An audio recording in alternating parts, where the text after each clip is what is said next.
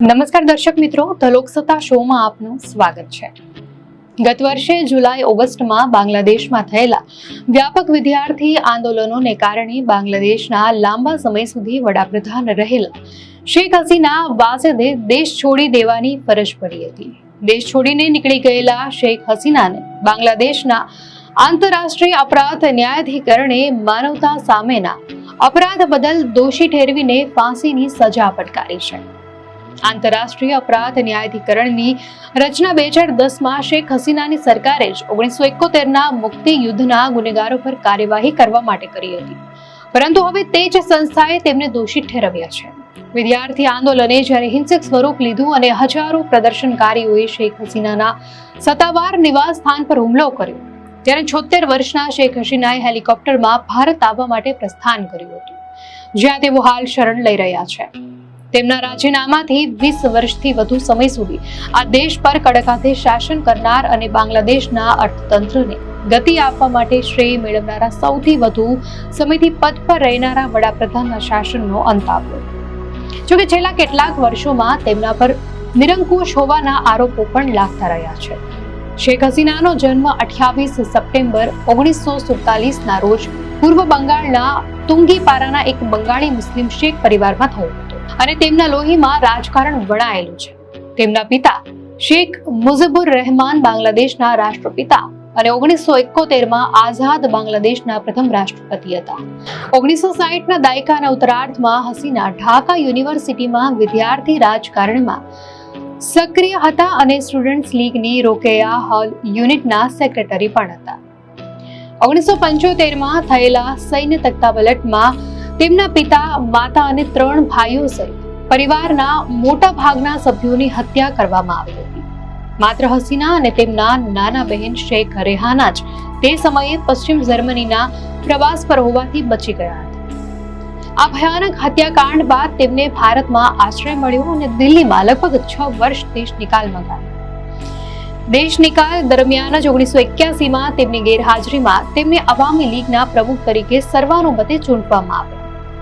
17 મે 1981ના રોજ તેઓ બાંગ્લાદેશ પરત ફર્યા, ત્યારે એરપોર્ટ પર લાખો લોકો તેમને આવકારવા આવ્યા હતા।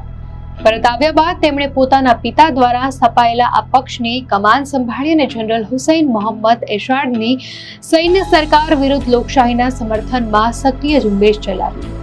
1986ની સંસદીય ચૂંટણીમાં તેઓ 3 બેઠકો પરથી વિજયી બન્યા અને સંસદમાં વિપક્ષના નેતા તરીકે સેવા આપી। 1990માં તેમણે ઐતિહાસિક જન આંદોલનનું નેતૃત્વ કર્યું, જેના પરિણામે બંધારણીય રીતે શાંતિપૂર્ણ સત્તા હસ્તાંતરણ શક્ય બન્યું। 1991ની પ્રથમ મુક્ત ચૂંટણીમાં તેમની પાર્ટીને હાર મળી હતી, પરંતુ 1996માં પ્રચંડ બહુમતી સાથે તેઓ પહેલી વખત બાંગ્લાદેશના વડાપ્રધાન બન્યા। આ સમયગાળા દરમિયાન તેમણે ભારત સાથે 30 વર્ષની ગંગા જળ વહેંચણી સંધિ પર હસ્તાક્ષર કર્યા અને પૂર્વીય પહાડી વિસ્તારોના ચરમપંથીઓ સાથે શાંતિ સમજૂતી પણ કરી, જે બદલ તેમની ખૂબ પ્રશંસા। વર્ષ 2001ની સામાન્ય ચૂંટણીમાં તેમના કટ્ટર વિરોધી અને બાંગ્લાદેશ નેશનલિસ્ટ પાર્ટીના નેતા બેગમ ખાલિદા ઝિયા સત્તા પર આવ્યા। રાજકીય પરિવાર સાથે સંબંધ ધરાવતા અને 3 દાયકા કરતા વધારે સમયથી બાંગ્લાદેશના રાજકારણ પર પ્રભુત્વ ધરાવતા આ બંને નેતાઓ લડતા બેગમો તરીકે ઓળખવામાં આવે છે। નિષ્ણાંતો અનુસાર બંને નેતાઓ વચ્ચેની કટ્ટર દુશ્મનીના કારણે બાંગ્લાદેશમાં રાજકીય હિંસા સામાન્ય બની। 2009માં શેખ હસીના બહુમતી સાથે ફરી સત્તામાં પરત આવ્યા અને ત્યારથી 2024 સુધી સતત 4 વખત તેમણે આ પદ સંભાળ્યું।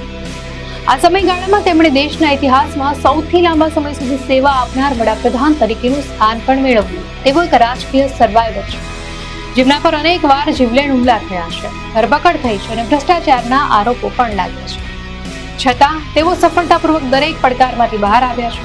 શેખ હસીનાના નેતૃત્વમાં મુસ્લિમ બહુમતી ધરાવતા બાંગ્લાદેશે 2009થી અભૂતપૂર્વ આર્થિક સફળતા હાંસલ કરી છે।